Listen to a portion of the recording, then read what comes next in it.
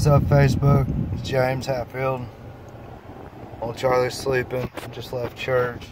It's a great message at church today. It's about letting your light shine, and we are all light, and light always overtakes darkness. And most of you know I'm in recovery.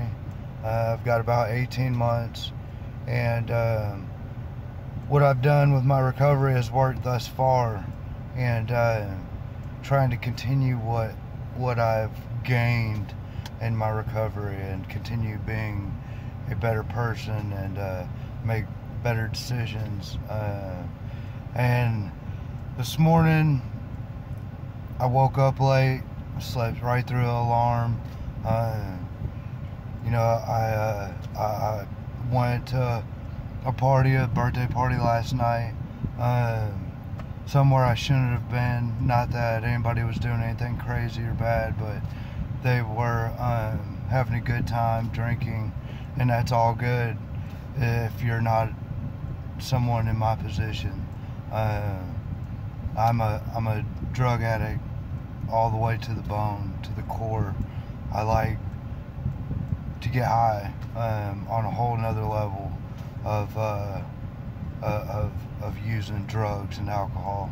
For these guys, it was just alcohol. That's what they do. It was a birthday party, go out, have a great time, drink a little bit, maybe a little bit too much, wake up Sunday morning feeling like crap, wake up Monday morning, go back to work, do the daily grind, and they're good. Someone like me, thing is, I start with drinking, then it goes to other things, and then other things, and then before you know it, I'm back in the midst of an addiction that is living hell. And the reason I went to the party, I have a problem with chasing women. It's something that kind of replaces the drugs, and it's something that what the drugs also did was trying to fill voids and all the wrong things. Don't get me wrong, women are awesome, and we all need a good woman by our side. But with me, I'm doing it for all the wrong reasons, and instead of filling that void with God and with church and doing good, I'm filling it with something of the world, and because of that, it would only be a matter of time before I really slipped back into old ways. Like this morning, I woke up late, slept right through the alarm. That doesn't happen. I got up early with my daughter, fixed her a bottle, went back to sleep, and that's no excuse. And over the past 18 months, I've put a lot on Facebook, and a lot of people have said, you're doing such a good job, and this and that, blah blah blah, which is cool, but it's been a little bit bad for my ego. So I go to this party last night, and I was only there for a little while. I didn't do anything stupid, I didn't drink, but just me going there, I can only be strong so much, and that's when being smart is the key to continued recovery. You got to stay away from old people, places, and things, not because they're bad, but because you're bad in those situations. And from some of the language I use, to smoking cigarettes, to the way I deal with some situations and lose my anger, it's because I'm not putting more God in my life. I'm still trying to just hold on a little bit to what I used to be and what I used to have, and still want to be that fun guy, the center of attention. And if I continue in doing things like that, like a couple weeks ago, I went to a adult field day, and again, it was all fun, and there's a bunch of people having a good time, and those are just situations that me as an addict, I got to stay away from. Not because they're bad people, but because I'm an idiot in those situations. And I just wanted to put this video out there for people that are in recovery, that's got a little bit of time, man. We got to remember that our addiction didn't start at the drug. Our addiction started at the being out late, you know, not going to work on time, waking up late, not going to church, doing all these things that weren't really following any kind of moral path. And you know, so from here on out, I'm going to try to live a little different, to continue growing in my recovery.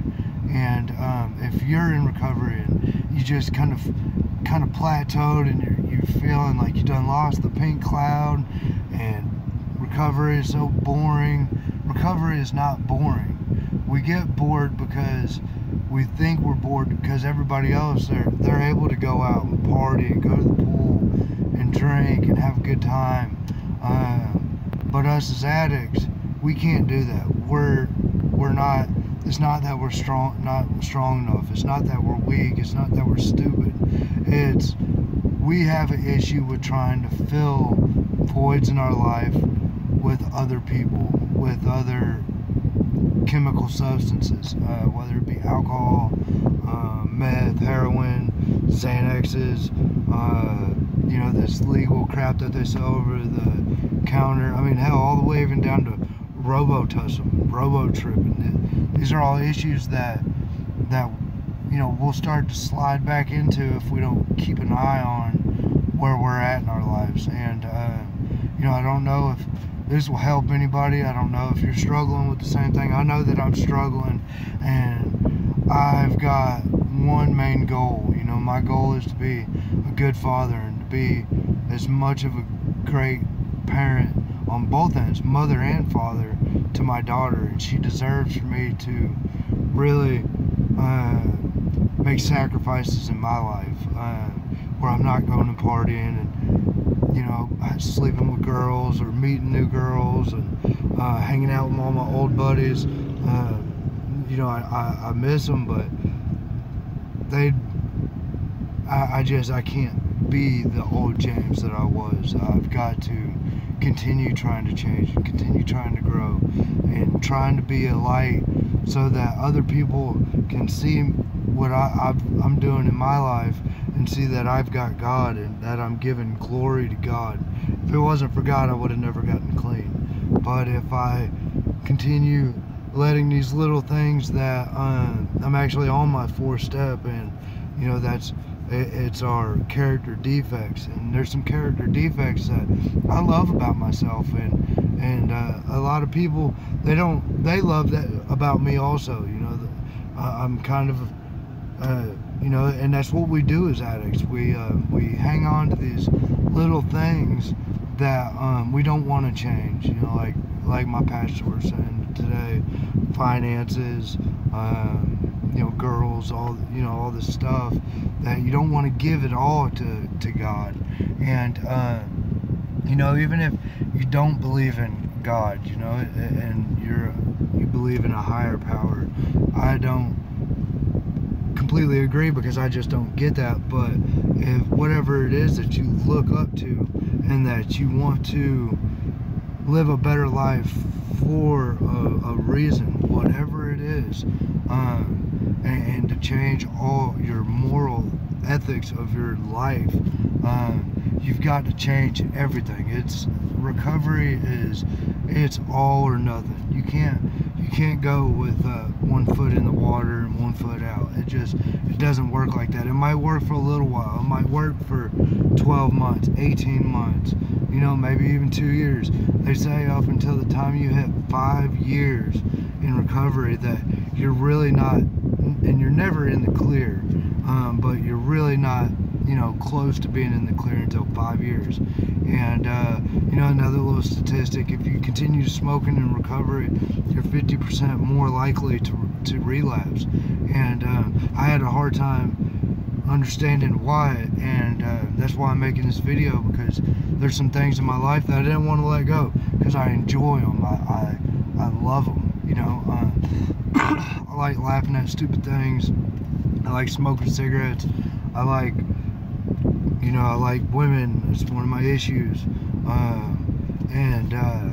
You know, and over the past couple of days, it's just, like I said, I was convicted at church this morning. I was just sitting there thinking, I was like, you know, I'm not completely living my life for God. And there's nothing worse than a fake person.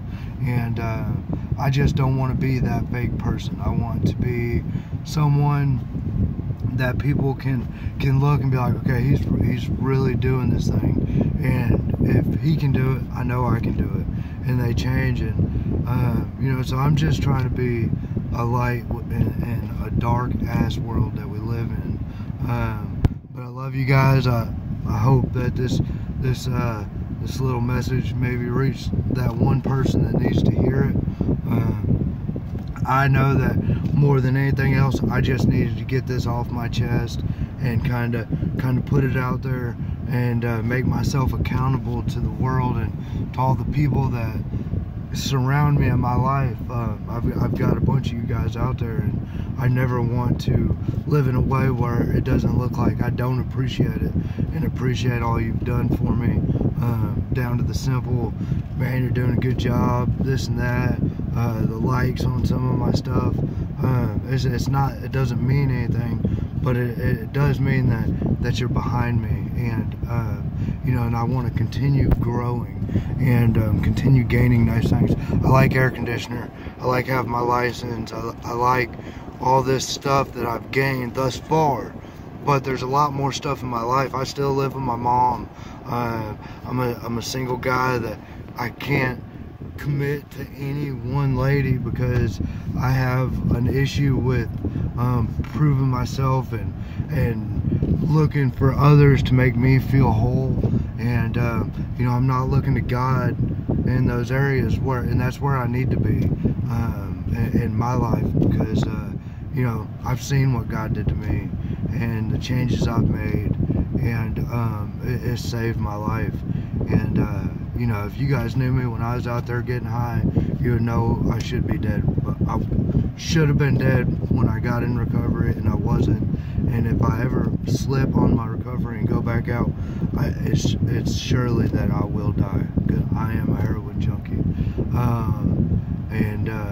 You know, so thank you guys. I know it's a little bit long. 13 minutes is ridiculous, but I just had to get this off my chest. And you know, today marks a day where I start to change in another phase of my recovery. And I don't know, a year, 2 years, I'll have to change again, because that's the world. The world evolves. Everything evolves. Nothing great stays great. You got to keep working at it, and you got to keep, you know, putting oil in your truck, and you got to keep changing the tires if you want to stay safe. You know, if you get scratched, you got to go get that shit buffed out if you still want a pretty ride, you know. I want a pretty recovery, and you guys help me more than you know. So thank y'all for letting me get this off my chest, and God bless.